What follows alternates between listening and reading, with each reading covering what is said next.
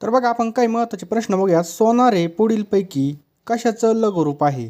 तर right answer बघायचं option क्रमांक डी, साऊंड नेव्हिगेशन अँड रँगिंग. हे काय बघायचं लॉंग फॉर्म आहे.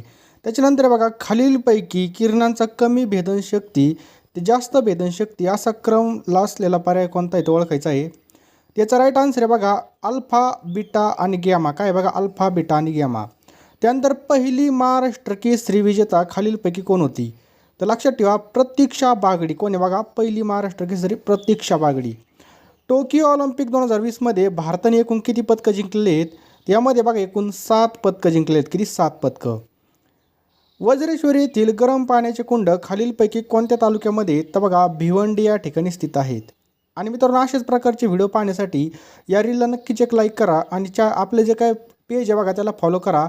या ठिकाणी तुम्हाला चालू घडामोडी तसेच स्पर्धा परीक्षेसाठी अत्यंत महत्त्वाचे व्हिडिओ पाहायला मिळतील.